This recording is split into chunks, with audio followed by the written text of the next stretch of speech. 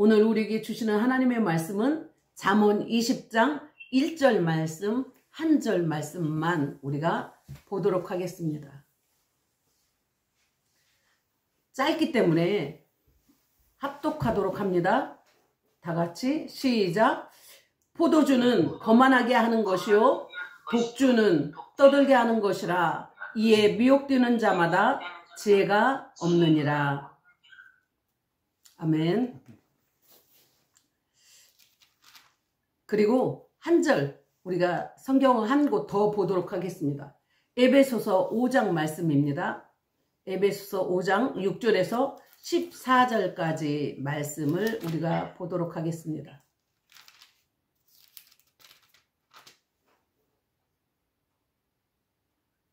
먼저 에베소서 5장 6절에서 14절까지 읽은 후에 또 에베소서 말씀을 그대로 표현해 주시기 바랍니다.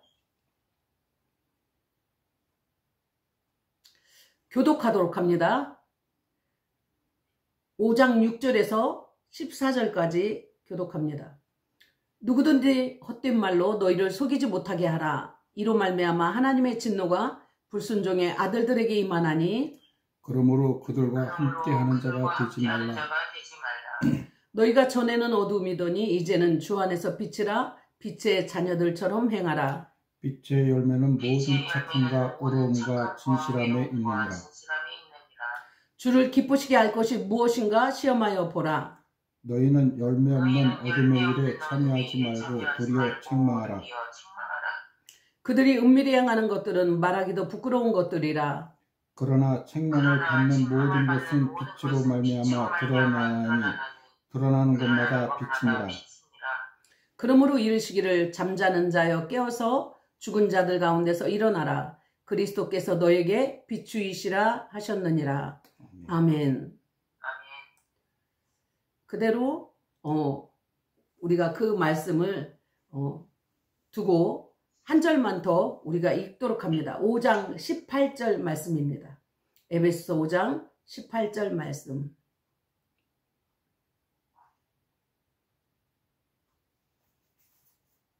다 같이 합독합니다. 시작.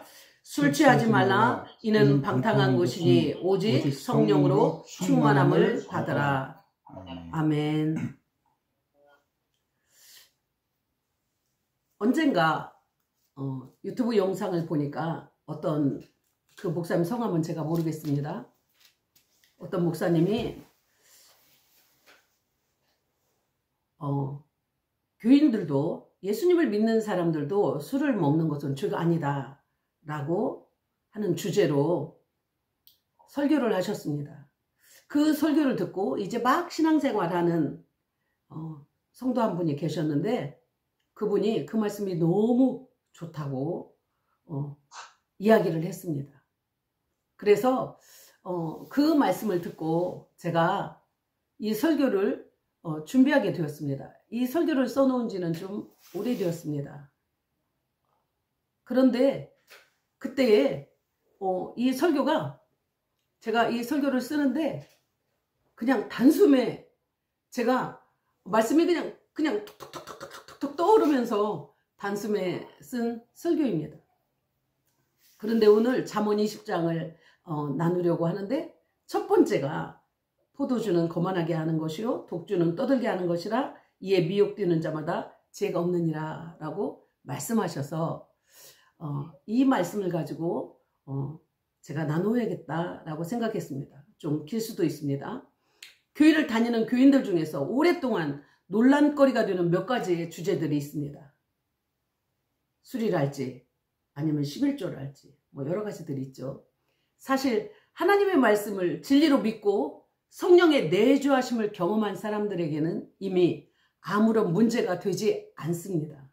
그런데 하나님의 말씀을 아직 머리로는 알고 있는데 지식까지는 가지고 있는데 성령의 임재를 경험하지 못한 사람들에게는 그것이 문제가 되고 있습니다.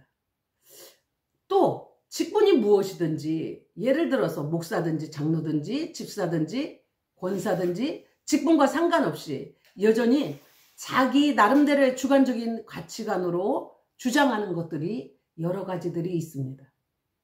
오늘은 그 중에 술을 먹는 것이 어떠한가라는 주제를 다뤄보기로 합니다. 사실 이 주제는 아까도 서두에서 말했지만 이미 성령의 임재로 인한 중생, 거듭남을 경험하고 성령의 충만함을 경험한 사람들에게는 아무런 의구심도 없고 고민도 되지 않는 말씀입니다. 어떻게 보면 이 질문은 아직 성령님의 임재하심을 경험하지 못한 사람들이라는 그 증거를 나타낼 뿐입니다. 왜냐하면 성령 하나님은 거룩하신 하나님이시죠. 그래서 성령이 우리 안에 임하시면 한 입에서 찬송과 저주가 나올 수가 없는 것처럼, 한 삶에서 쓴물과 단물이 나올 수 없는 것처럼 거룩하신 하나님의 형상을 이루어가는 택함을 받은 자녀들에게는 발견할 수 없는 주제입니다. 주로 이 질문을 하는 아직 거듭나지 못한 교인들은, 거듭나지 못한 직분자들, 목사님도 있을 수 있고 장로님도 있을 수 있고 그리고 권사님, 집사님, 성도들도 있을 수 있습니다. 포함해서 이렇게 말하죠. 성경에서는 술을 먹지 말라는 단어가 없지 않느냐, 그러니까 먹어도 되지 않느냐라고 합니다. 자, 그 주제는 조금 뒤로 하고 우리가 예수님을 믿기로 작정하고 교회를 다니는 행위를 신앙생활이라고 생각합니다.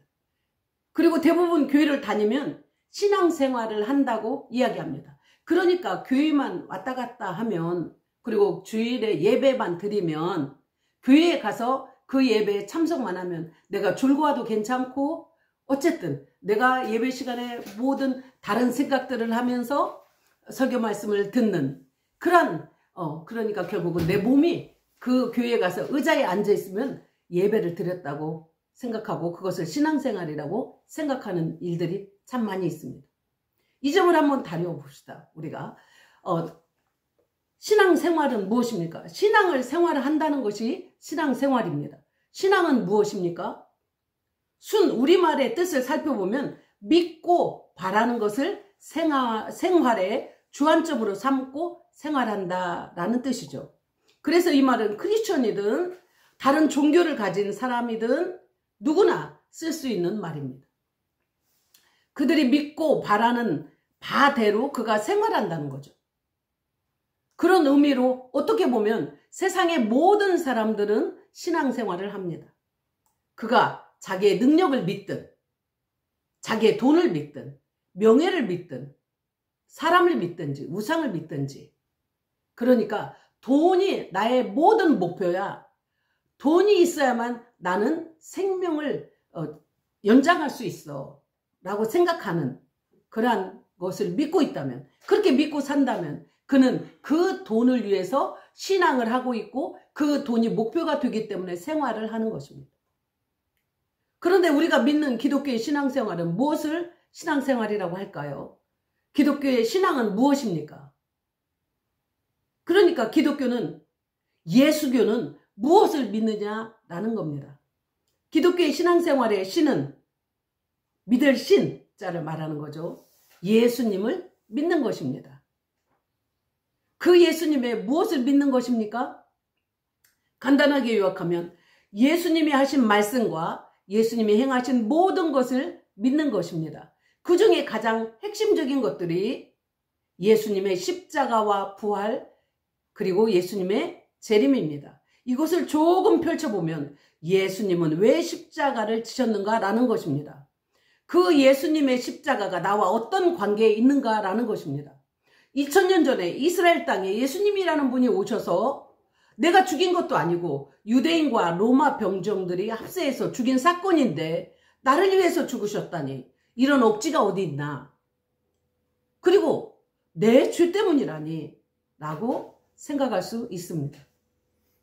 성경은 이상한 책입니다. 굉장히 오래된 책입니다. 그리고 그 성경이 완전히 완성이 되어지고 난 이후에 1600년이라는 긴 시간 동안에 그 성경이 기록되고 완성되었습니다.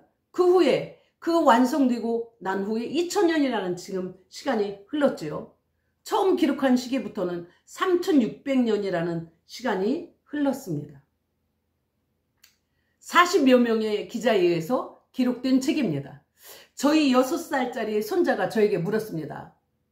이 성경을 제가 이제 한글을 막 띄우기 시작을 해서 한글을 성경 한 절을 이렇게 쓰게 하니까 아이가 굉장히 힘들어합니다.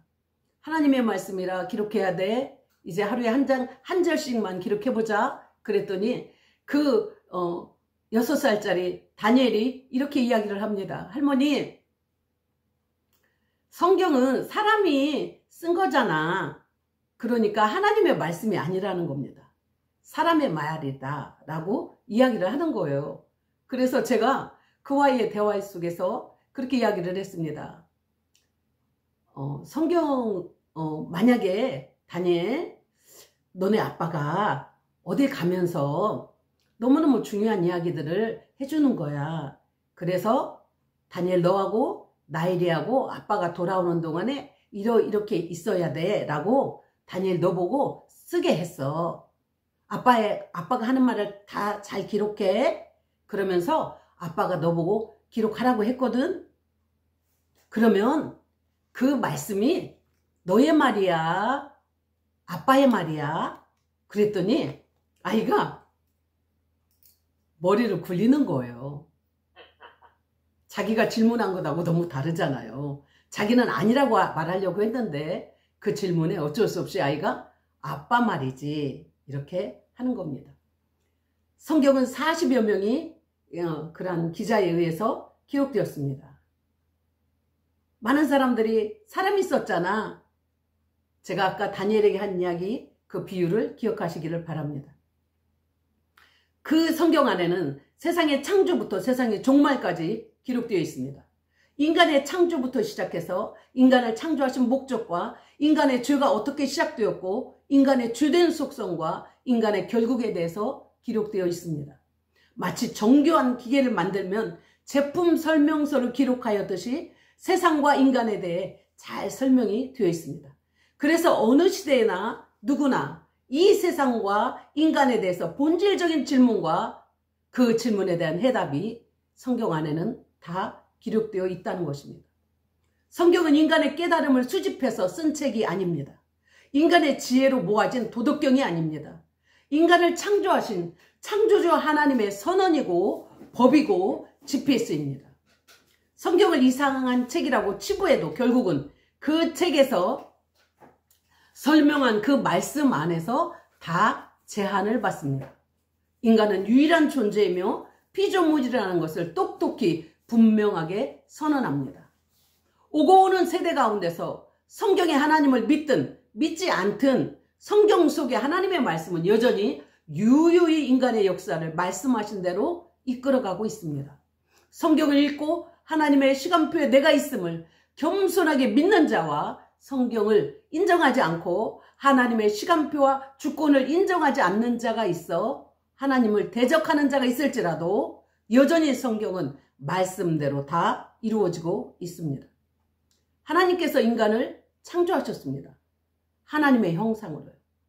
형상이라는 것은 쉽게 설명하면 아들 DNA처럼 말씀입니다.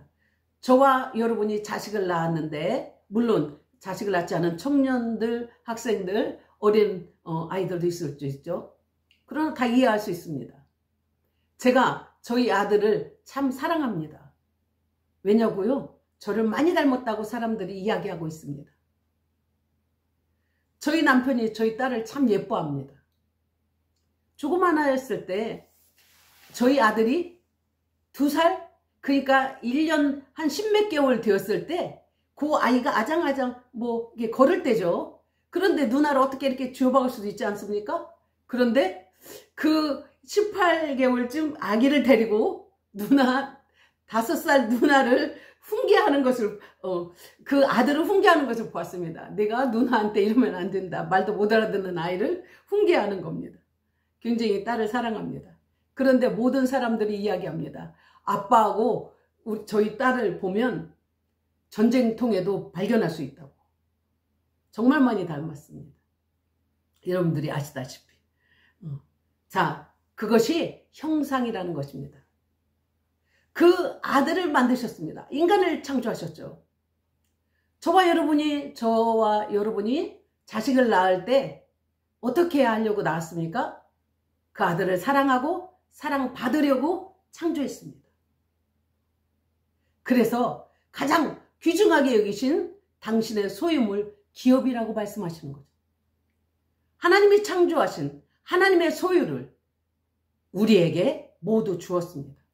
마치 나의 자식이 내가 이룬 모든 것을 다 누릴 수 있는 것처럼 하나님은 우리를 사랑한다는 표현을, 그리고 하나님의 자녀라는 표현을 그렇게 우리가 다 누리도록 말씀했습니다.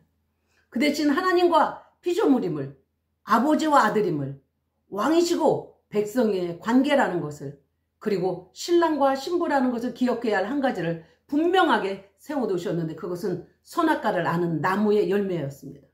선악을 아는 분은 하나님 한 분이시죠. 선악을 아는 자만 심판하실 수 있는 것입니다.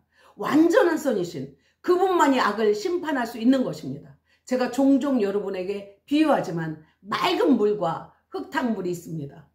그러나 흙탕물도 어느 정도 시간이 지나면 위에는 맑은 물입니다. 그러나 건드리면 어떻게 됩니까? 흙탕물이 됩니다. 그런데 완전히 깨끗한 물은 아무리 흔들어대도 깨끗한 물입니다. 그것이 하나님과 인간의 차이죠.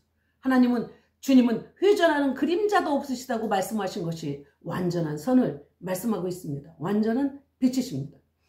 그런데 그 완전한 선이신 그분만 악을 심판할 수 있다는 거예요. 선악과의 나무는 에덴 동산 중앙에 있었습니다. 에덴을 다 누리되 항상 중앙에 있는 나의 아버지 하나님, 나의 왕이신 하나님, 나의 영원한 경배를 받으실 하나님을 인식하며 감사와 찬송을 드리는 것이 인간에게는 마땅한 의무였습니다. 자식이 온갖 사랑을 다 쏟으시는 아버지를 공경하는 것이 마땅한 것처럼 말입니다. 그런데 어느 날 하나님의 자리를 넘보던, 그래서 타락의 길로 떨어진 마귀가 찾아왔습니다. 하나님의 자리를 자기처럼 넘보라고 속삭였습니다. 너도 하나님처럼 될 수 있어. 내 인생은 너를 위한 것이지 하나님의 영광을 위하여 사는 것이 아니야. 내 인생의 주인은 너야. 내 인생의 왕은 너야. 너를 높이며 사는 거야. 네가 네 인생의 왕이기 때문에 네 마음대로 계획하고 네 마음대로 살아가면 돼. 네 자리는 바로 하나님의 자리인 거야. 안타깝게도 인간 아담은 그 유혹에 넘어갔습니다. 원래 인간은 하나님의 형상으로 지음을 받았습니다. 그 형상 안에 성령님이 내주하셨습니다. 영과 혼과 육으로 만든 이 인생, 인간 영의 속에 성령님이 내주하셨죠. 하나님께서 우리를 창조하실 때 우리가 우리의 형상대로라고 말씀하셨죠. 삼위일체 하나님께서 우리를 창조하셨기 때문입니다. 우리의 형상 안에 성령님이 내주하셨습니다. 하나님의 자리를 넘본 하나님께 쿠데타를 일으킨 인간 안에 하나님의 성령은 내주하시지 못했습니다. 결국은 하나님의 성령이 떠나시고 그 대신 어둠의 영이 찾아왔습니다. 원래 하나님의 영이 있었던 인간에게 하나님의 영이 떠나신, 하나님의 자리를 넘보고 그것이 좋을 줄 알았는데 하나님의 영이 떠나신 그 자리, 그리고 그 인간은 얼마나 혼란스럽고 두려웠을까요? 원래의 형상이 아니었습니다. 사랑하고 사랑받으려고 창조하신 하나님의 아들은 처참한 죄의 괴물이 되었습니다. 죄가 어떻게 시작되었습니까? 하나님의 자리를 넘보려는 것이었습니다. 그래서 무엇이 들어왔습니까? 죄가 들어왔습니다. 원래 거룩하고 존귀한 형상으로 지음받은 인간의 자리에서 한낱 어둠의 자리로, 죄악의 자리로 떨어져 버린 것입니다. 결국 근본적인 죄는 무엇입니까? 하나님의 말씀을 의심한 것입니다. 하나님의 말씀에 불순종한 것입니다. 하나님을 사랑하는 마음을 정중앙에 두기를 거부한 것입니다. 정중앙에 있는 선악과를 따먹은 것입니다. 죄는 하마르티아라고 말합니다. 관역을 벗어난 것을 말씀하고 있습니다. 원래 인간의 거룩한 형상의 자리를 벗어난 것입니다. 하나님과 사랑의 관계에서 하나님을 거부하는 원수의 자리로 원래의 자리를 벗어난 것입니다. 로마서 3장 10절에서 12절 말씀합니다. 의인은 없나니 하나도 없으며 깨닫는 자도 없고 하나님을 찾는 자도 없고 다 치우쳐 한 가지로 무익하게 되고 그 선을 행하는 자는 없나니 하나도 없도다. 에베소서 2장 2절은 말합니다. 그때 너희는 그 가운데서 행하여 이 세상 풍조를 따르고 공중의 권세 잡은 자를 따랐으니 곧 지금의 불순종의 아들들 가운데서 역사하는 영이라. 전에는 우리도 다 그 가운데서 우리 육체 욕심을 따라 지내며 육체와 마음에 원하는 것을 하여 다른 이들과 같이 본질상 진노의 자녀였다라고 우리의 죄악을 받아들인 우리의 죄가 들어온 인간을 그렇게 말씀하고 있습니다. 로마서 5장 10절은 말씀합니다. 우리가 하나님과 원수 되었을 때 하나님과 죄가 있는 것은 하나님과 원수라는 것을 말씀하고 있습니다. 내가 과연 듣지도 못하였고 알지도 못하였으며 내 귀가 옛적부터 열리지 못하였나니 이는 내가 정령 배신하여 모태에서부터 내가 배역한 자라 불린 줄을 내가 알았음이라. 이사야서 48장 8절은 우리의 존재가 어떤 존재인지를 말하고 있습니다. 여호와께서 사람의 죄악이 세상에 가득함과 그의 마음으로 생각하던 모든 계획이 항상 악할 뿐임을 보시고 라고 창세기 6장 5절은 말씀합니다. 인간이 자기를 하나님보다 높이려고 한 죄의 결과는 어떻게 되었습니까? 야고보서 1장 15절은 말씀합니다. 욕심이 잉태한 즉 죄를 낳고 죄가 장성한 즉 사망을 낳느니라. 로마서 6장 23절 말씀합니다. 죄의 싹은 사망이라고 말씀하고 있습니다. 성경은 분명하게 말씀하는 것이 있는데 우리가 죽는 것은 노화 때문이 아니라 죄 때문에 죽는다고 말합니다. 결국 죄 때문에 노화가 온 것입니다. 영생할 수 있는 존재가 유한한 존재가 된 것입니다. 썩지 않을 수 있었던 존재가 썩어지는 존재가 되어진 것입니다. 하나님과의 관계의 단절은 인간에게 있어서 최악의 고통이요 심판이었습니다. 요한복음 1장 4절은 말합니다. 그 안에 생명이 있었으니 이 생명은 사람들의 빛이라. 빛이 어둠에 비치되 어둠이 깨닫지 못하더라. 요한복음 1장 9절은 말씀합니다. 참빛 곧 세상에 와서 각 사람에게 비추는 빛이 있었나니 그가 세상에 계셨으며 세상은 그로 말미암아 지은 바 되었으되 세상이 그를 알지 못하였고 자기 땅에 오매 자기 백성이 영접하지 아니하였으나 하나님은 그러한 인생을 향한 계획을 이미 세우셨습니다. 로마서 5장 6절에 우리가 아직 연약할 때에 우리가 죄 가운데 있을 때에 기약대로 그리스도께서 경건하지 않은 자를 위하여 죽으셨도다. 5장 8절은 말씀합니다. 로마서 우리가 아직 죄인되었을 때에 그리스도께서 우리를 위하여 죽으심으로 하나님께서 우리에 대한 자기의 사랑을 확증하셨느니라 라고 말씀합니다. 너무나 많은 말씀들이 있습니다. 골로새서 1장 20절, 빌립보서 2장 6절에서부터 2장 11절까지 모든 말씀들이 그리스도께서 우리를 얼마나 사랑하셔서 그가 십자가에 죽으셨는가라는 말씀을 기록하고 있습니다. 우리는 예수님의 십자가의 사랑을 믿는 것입니다. 예수교는 예수님의 십자가의 사랑을 믿는 것입니다. 우리를 하나님의 형상으로 회복시키려고 예수 그리스도께서 십자가에 죽으셨다는 것을 믿는 삶을 사는 것을 신앙생활이라고 합니다.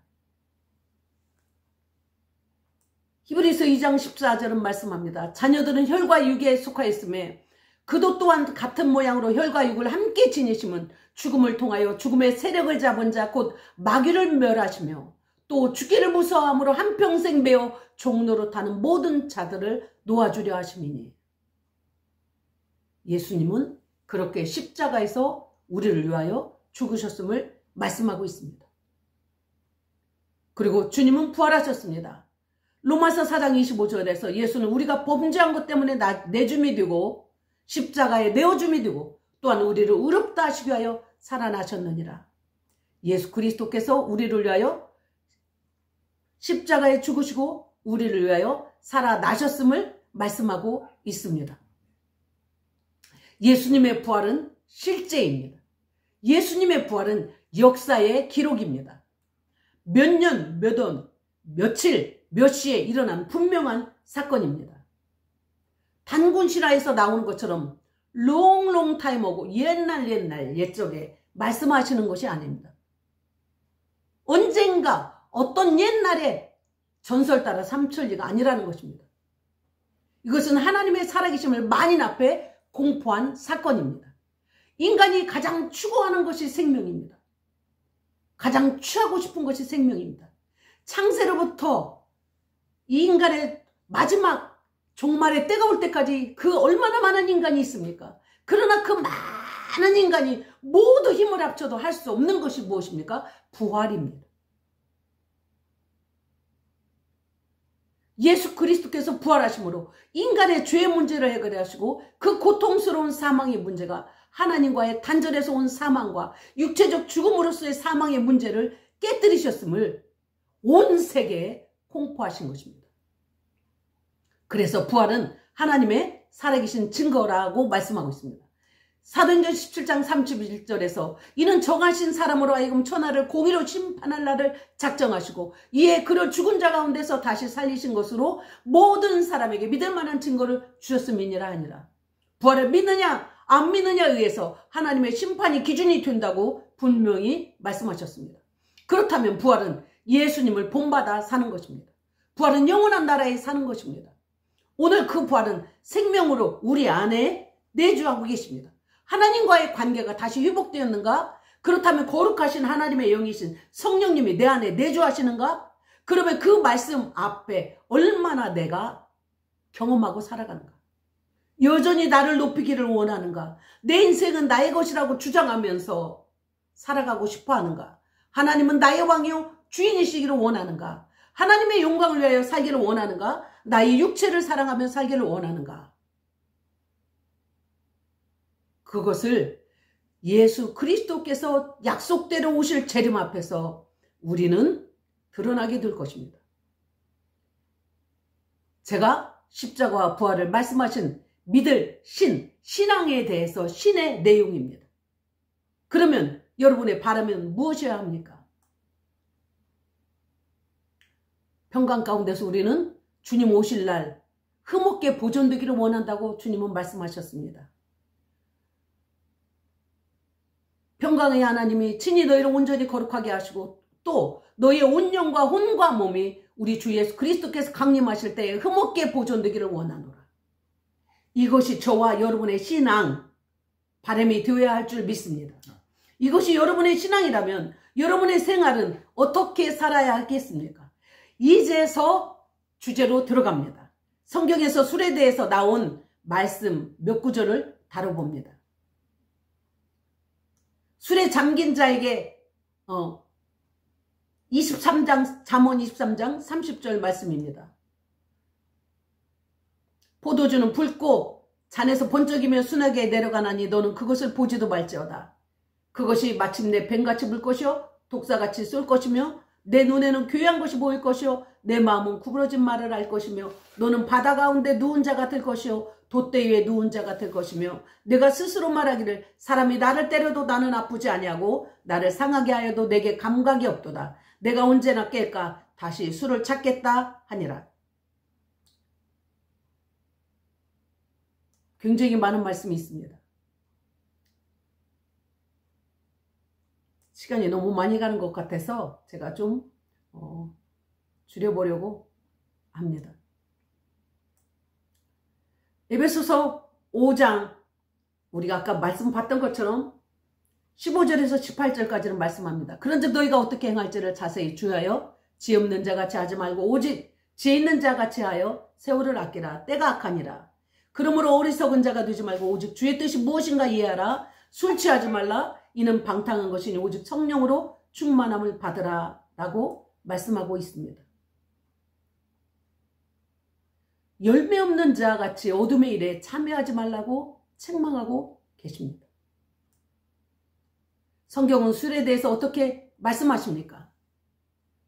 예스입니까? 노입니까? 분명하게 대답합시다. 이 문제는 어떤 목사님이 어떤 장로님이 먹어도 괜찮다 하는 것으로 우리는 변명하려고 합니다. 저 목사님도 마시던데요. 저희 진짜 봤습니다. 시드니에서 어떤 식당을 갔는데 어떤 식당에 교인들이 우르르 한 교인들이 몰려왔습니다. 그런데 그 사람들이 목사님, 집사님, 장로님 하는데 막걸리를 막 주문하면서 그 사람 전부가 먹는 것을 보고 저희가 굉장히 놀랐습니다. 한국에 있는 굉장히 유명한 어떤 목사님을 모시고 부흥회를 하고 난 다음에 그 목사님도 너무 놀라셨습니다. 그 모습을 보고.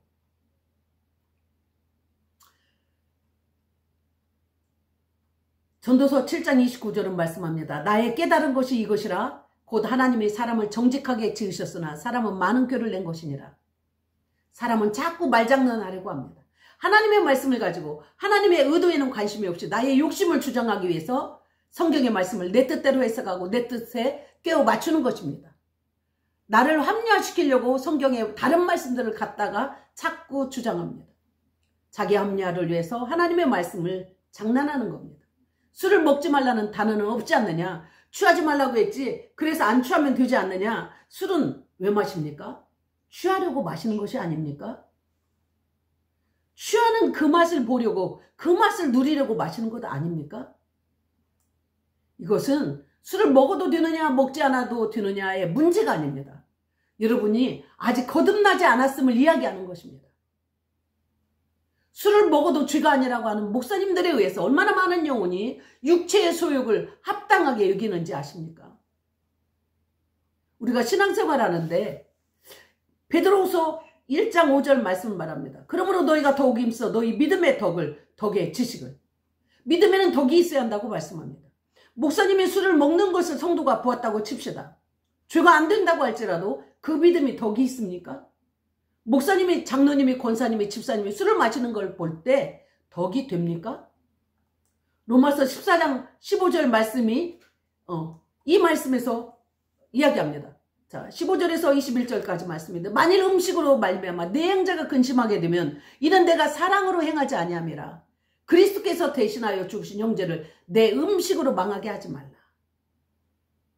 그러면서 쭉 내려가서 14장 20절 21절에서 음식으로 말미암아 하나님의 사업을 무너지게 하지 말라. 만물이 다 깨끗하되 거리낌으로 먹는 사람에게는 악한 것이라. 내가 먹으면 안 되는데 마음에서 거리낌으로 먹지 말라는 겁니다. 고기도 먹지 아니하고 포도주도 마시지 아니하고 무엇이든지 내 형제로 거리끼게 하는 일을 아니함이 아름다우니라 라고 말씀하고 있습니다. 아직도 술을 끊지 못해서 연연해 합니까? 술을 마시면서 교회에 다닐 수 있습니다. 그러나 장로가 될 때까지, 목사가 될 때까지 끊지 못했다면 이방인들도 술 먹는 것에 대해서 고민하는데 한번 고민해야 할 과제입니다. 성경은 취하라고 그랬지, 취하지 말라고 그랬지, 술 안 먹어도 돼 이렇게 설교할 수는 없는 겁니다. 먹지 말아야 하는데, 끊어야 하는데 고민해야 될 과제입니다. 술의 결말이 좋았다는 소리를 이제까지 한 번도 듣지 못했습니다. 술은 역사 이래로 폐가망신의 대명사로 불렸습니다. 지금 한국 사회가 세계적인 문화가 디모데후서 3장 1절에서 5절은 말씀합니다. 디모데후서 3장 1절에서 5절은 이것이 한국 사회나 세계적인 문화가 그러합니다. 말세에 고통하는 때가 이르는데 경건의 모양은 있으나 경건의 능력은 부인하고 이 같은 자들이 많이 있다. 그러면서 하나님을 사랑하는 것보다 쾌락을 사랑하기를 더 좋아한다라고 말씀합니다. 육체를 해롭게 하고 술은 쾌락의 대명사죠. 디모데후서 3장 4절에서 말씀을 보면은요, 이방인에게 하는 말씀이 아니에요. 성경은 믿지 않는 자들이 있습니까? 그들은 하나님을 살아가는 것에 관심도 없습니다. 성경에 관심도 없습니다. 그런데 그들에게 뭐라고 말씀합니까? 쾌락을 사랑하기를 하나님을 사랑하는 것보다 더하며 라고 말씀합니다. 우리는 이 말씀을 다시 읽어봐야 할 말씀입니다. 시편 51편 10절에서 하나님이여 내 속에 정한 마음을 창조하시고 내 안에 정직한 영을 새롭게 하소서. 다윗은 범죄한 후에 하나님 앞에 구했던 기도입니다. 잠언 30장 12절은 말씀합니다. 스스로 깨끗한 자로 여기면서도 자기의 더러운 것을 짓지 아니하는 무리가 있느니라. 아, 내가 더러운데 자기 스스로 이 정도면 괜찮아 라고 하는 무리가 있다는 겁니다. 잠언 28장 13절은 말씀합니다. 자기의 죄를 숨기는 자는 형통하지 못하나 죄를 자복하고 버리는 자는 불쌍히 여김을 받으리니. 주님 앞에 정직하게 고백하십시오. 애통의 자리로 나아가십시오. 회개의 자리로 가십시오.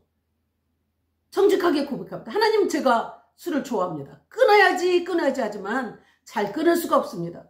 분명히 양심 깊숙한 곳에서 하나님께서 싫어하신다는 걸 압니다. 술을 먹고 난 후에 예배드리러 가려면 기쁨보다 한심함을 느낄 때가 많습니다. 내가 목사인데, 내가 장로인데, 내가 권사인데, 내가 집사인데 성령님 나를 도와주십시오 라고 기도하는 겁니다. 정직하게 하나님 앞에 나아가는 겁니다.